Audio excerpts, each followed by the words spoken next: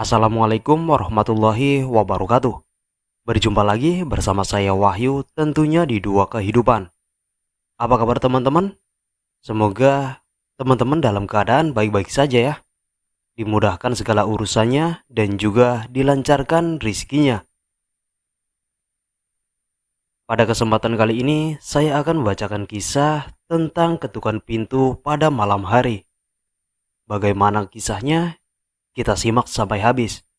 Tapi sebelum masuk ke ceritanya, jangan lupa like, komen, dan share ke teman-teman kalian agar teman-teman kalian juga mampir ke channel ini ya. Tanpa basa-basi lagi, kita langsung saja masuk ke ceritanya.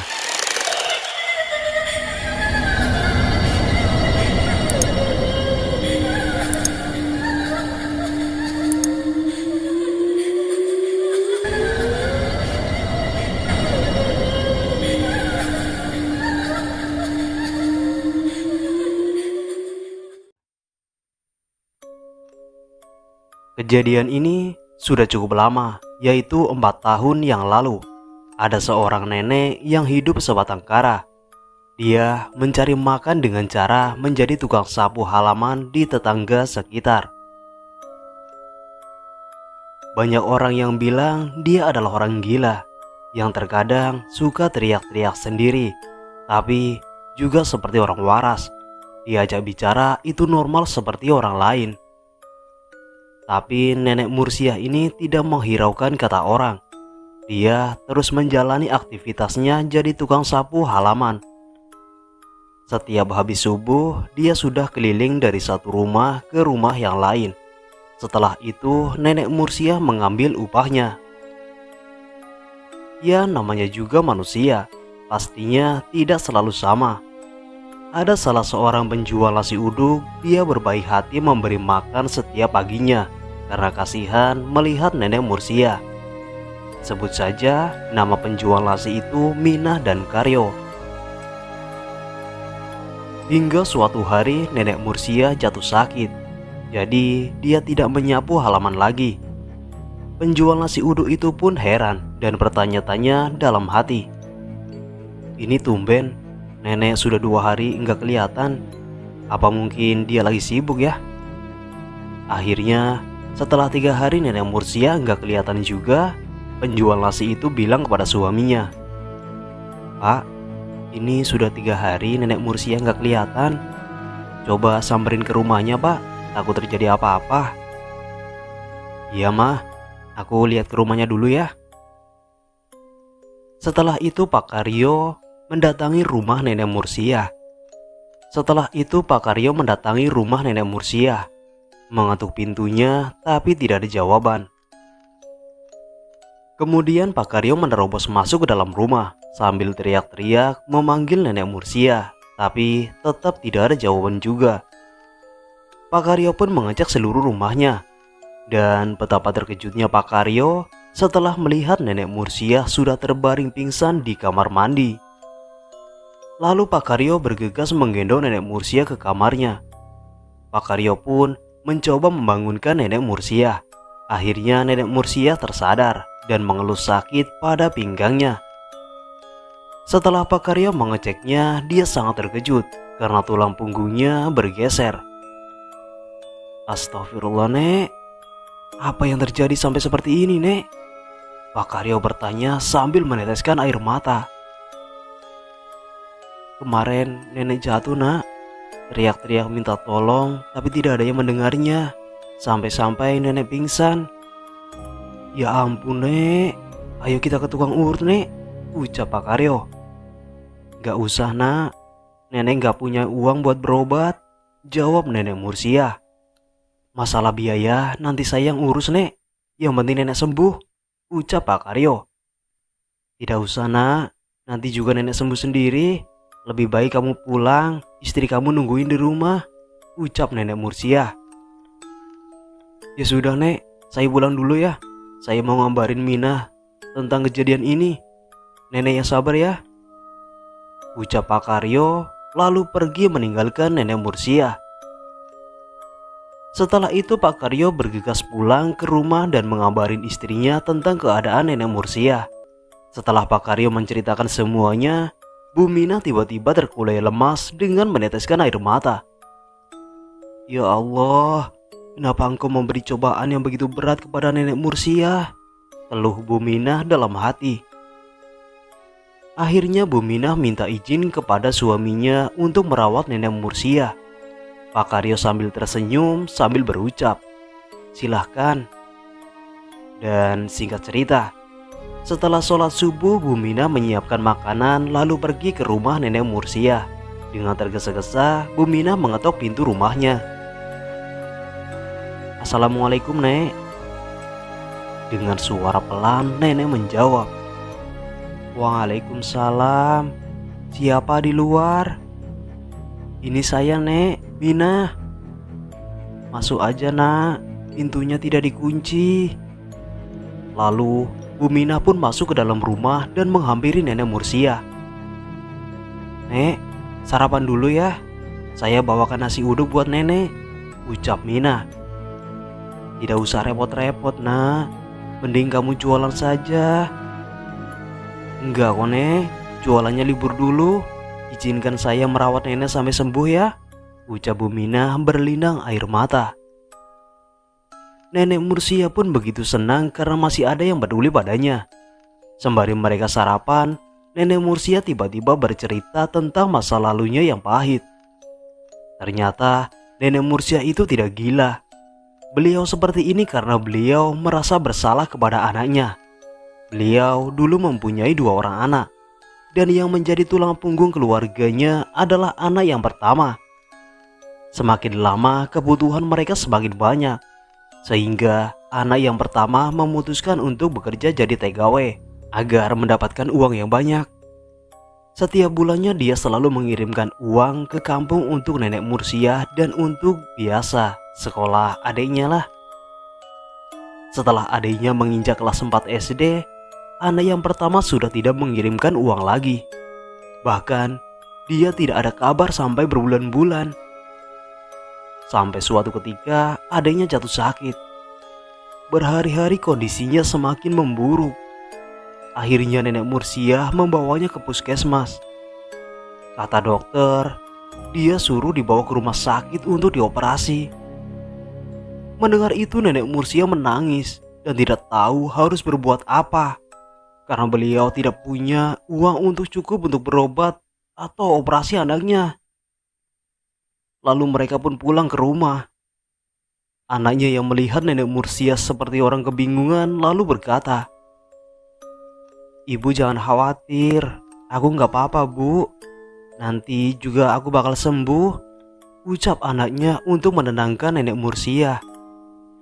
Tapi tak disangka, selang beberapa hari anaknya mengembuskan nafas terakhirnya, sehingga membuat nenek Mursiah sangat terpukul.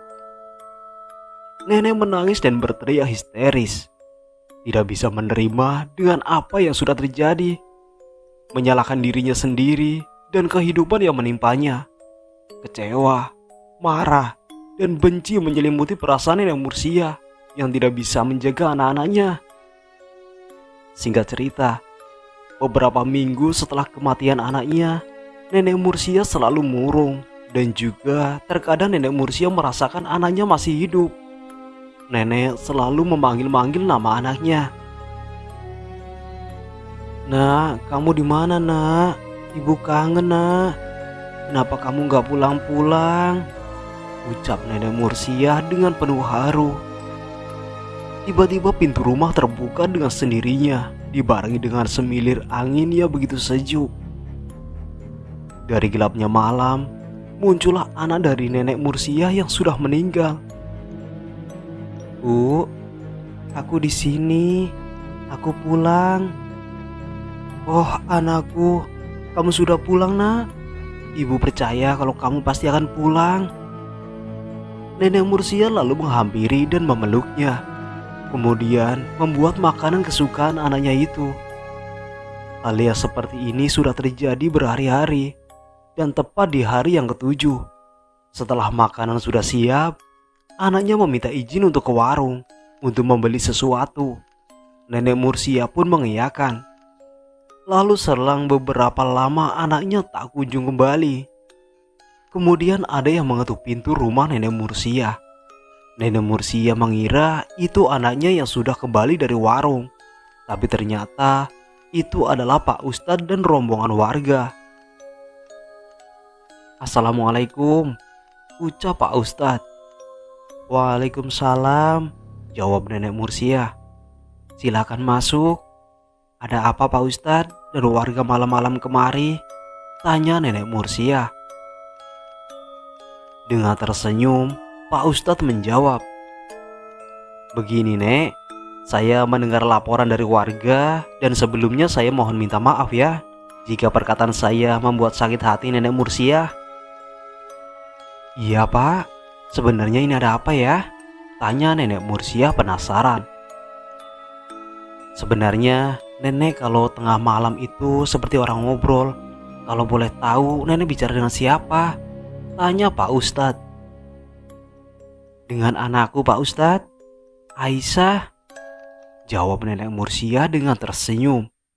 Sontak mendengar jawaban itu, warga pun menjadi merinding dan tidak percaya dengan apa yang diungkapkan Nenek Mursia.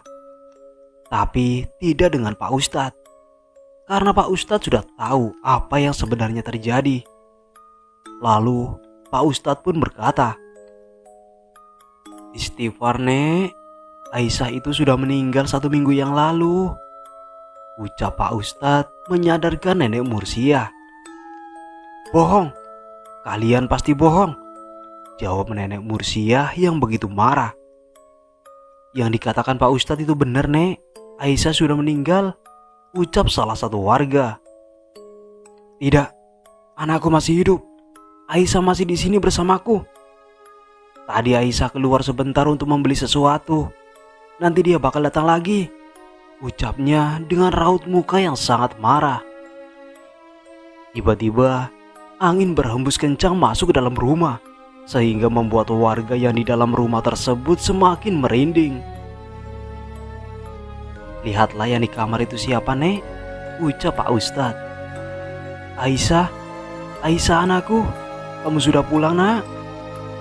"Tunggu dulu Nek, lihat dia baik-baik Nek," ucap Pak Ustadz. Lalu Pak Ustadz pun membaca doa-doa ruqyah. Para warga dan Nenek Mursia dibuat kaget. Sosok yang ada di depan mereka berubah menjadi makhluk yang sangat menyeramkan. Kukunya yang sangat panjang, mukanya gosong, mulut pun menganga. Di situ Nenek Mursia sangat ketakutan. Tak menyangka yang dianggap anaknya selama ini adalah makhluk yang mengerikan. Nenek Mursia langsung berlari ke belakang Pak Ustadz. Lalu Pak Ustadz berbicara kepada makhluk itu. "Pergilah, alam kita itu berbeda. Jangan mengganggu lagi. Pergilah dengan tenang." Kemudian sosok itu pergi dengan tangisan yang sangat pilu dan juga dibarengi dengan angin yang berhembus begitu dingin. Lalu Pak Ustadz mengatakan kepada Nenek Mursia dengan apa yang sebenarnya sudah terjadi. Pada malam itu juga nenek dibawa ke pemakaman anaknya. Di situ barulah Nenek Mursia sadar bahwa anaknya sudah meninggal. Setelah kejadian itu, pikiran Nenek Mursia menjadi kacau. Bisa dibilang seperti orang gila. Oke, kita balik lagi ke cerita di awal. Setelah Bu Minah mendengar cerita dari Nenek Mursia, Bu Minah tak kuat menahan tangisnya. Bu Minah tahu apa yang dirasakan seorang ibu terhadap anaknya. Bu Minah pun memeluk Nenek Mursia dengan isak tangis yang begitu dalam. Lalu, "Nak, seandainya nenek pergi, jangan lupain nenek ya. Jangan ngomong seperti itu, Nek.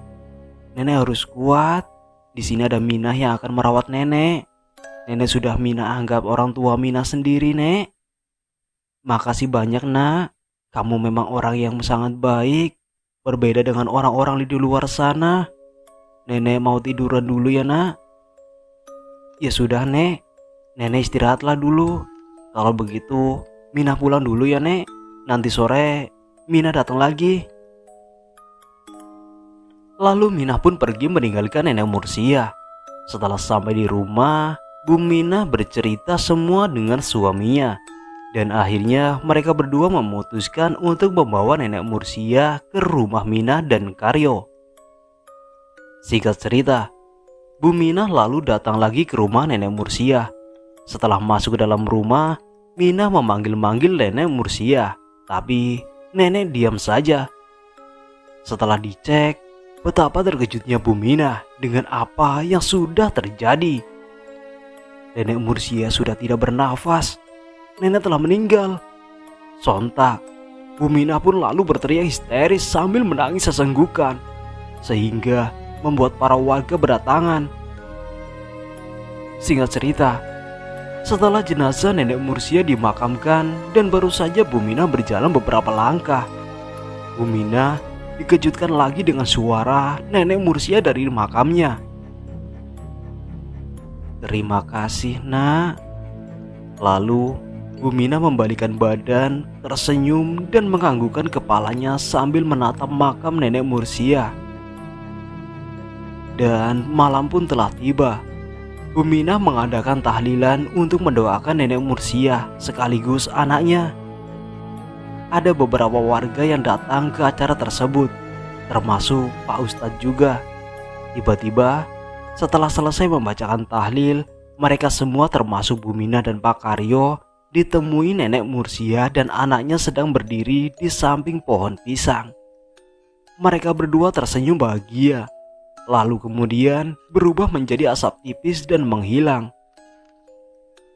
Seolah-olah mereka berdua benar-benar bangga mengenal Bu Minah dan juga Pak Karyo. Tunggu dulu, jangan dipikir cerita sudah end ya. Oke, lanjut. Beberapa hari berlalu, saat Bu Minah jualan seperti biasa, yaitu jualan nasi uduk. Ada beberapa pelanggannya yang bilang ke Bu Minah, "Ya biasalah, namanya juga perempuan, kan hobinya ngomongin orang." Hehehe. Bu Minah, kok kamu jadi orang baik banget sih? Mau nolong nenek Mursia, padahal dia bukan si keluargamu loh. "Iya nih, dia kan orang gila," sahut yang lain. Lalu Bu Minah pun menjawab, "Tidak boleh membicarakan keburukan orang yang sudah meninggal. Beliau itu tidak gila, dan kita sebagai sesama juga harus tolong menolong.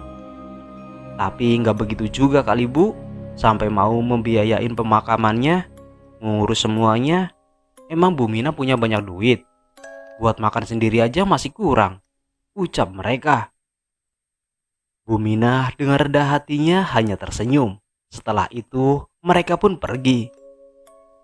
Singkatnya, 2 hari kemudian, saat Bu Minah pulang dari pasar belanja, Bu Minah mendengar percakapan para warga yang katanya setiap habis subuh mereka mendengar ada yang menyapu halaman rumah mereka.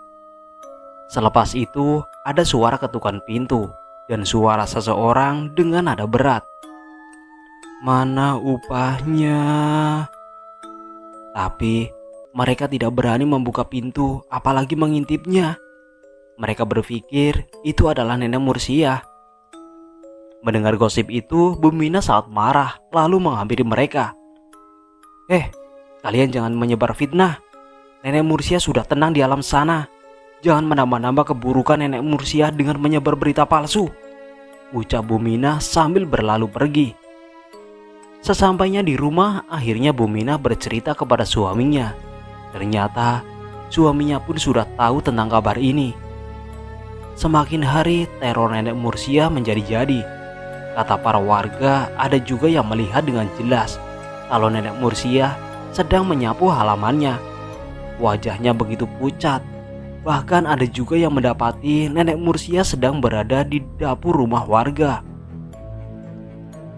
Tapi Bu Minah tetap tidak percaya akan hal itu semua. Dia pikir itu hanya rekayasa orang-orang. Dan sampai suatu ketika, selepas sholat subuh, Bu Minah sedang memasak untuk jualan. Bu Minah mendengar suara orang sedang menyapu. Bu Minah pun merasa kaget dan merinding. Akhirnya Bu Minah menyuruh suaminya untuk mengecek keluar. Tapi suaminya pun tidak berani mengecek sendirian. Lalu mereka putuskan buat mengecek bersama. Alangkah terkejutnya mereka ketika mereka tahu ternyata memang benar itu nenek Mursiah. Bu Minah pun langsung bersimpuh sambil menangis. Astagfirullah nek, kenapa nenek jadi seperti ini nek? Apa salah Minah nek? Lalu nenek Mursiah menghampiri Bu Minah dan Pak Karyo. Kalian tidak salah apa-apa nak. Nenek cuma ingin membersihkan rumahmu biar lebih nyaman dipandang nak. Agar jualanmu banyak yang beli. Lalu kenapa nenek mengganggu para warga yang lain nek? Nenek cuma tidak ingin kamu dibikin sakit hati oleh mereka nak. Nenek akan jaga kamu nak. Ya ampun nek. Nenek tidak usah begitu. Nenek harus hidup damai di sana.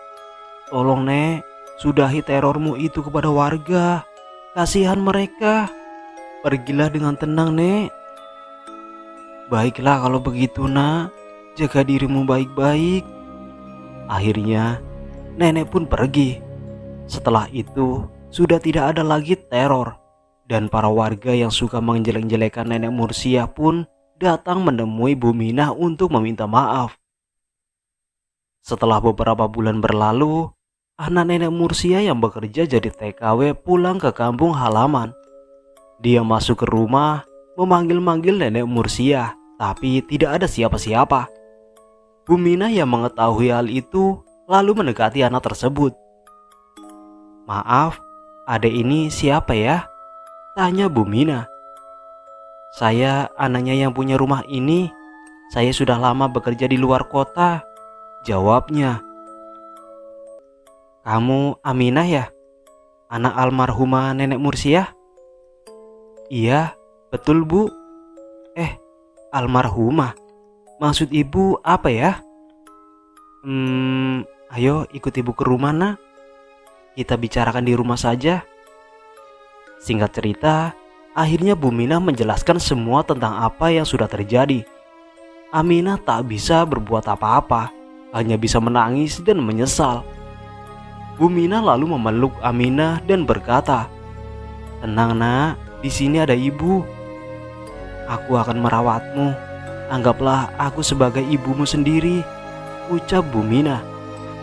Aminah hanya bisa menangis. Lalu, "Bu, tolong anterin saya ke makamnya ibuku. Ibu bisa kan?" "Tentu bisa nak. Mari nak." Setelah sampai di pemakaman, Aminah berkeluh kesah tentang dirinya dan menyalahkan dirinya karena tidak bisa menjaga adik dan ibunya. Dan semenjak itu, Aminah pun tinggal bersama Bu Minah dan juga Pak Karyo. Dan kini, alhamdulillah kehidupan mereka jauh lebih baik dari sebelumnya. Oh iya, Bu Minah dan Pak Karyo itu mempunyai 3 anak ya. Ketiga anaknya itu hidup di pondok pesantren. Jadi rumahnya hanya ada Ibu Minah dan juga Pak Karyo. Oke teman-teman, cukup sekian kisah yang dapat saya ceritakan. Dan mohon maaf sebesar-besarnya bila ada salah kata dan kurang berkenan di hati kalian. Saya pamit undur diri dan sampai jumpa di video berikutnya. Assalamualaikum warahmatullahi wabarakatuh.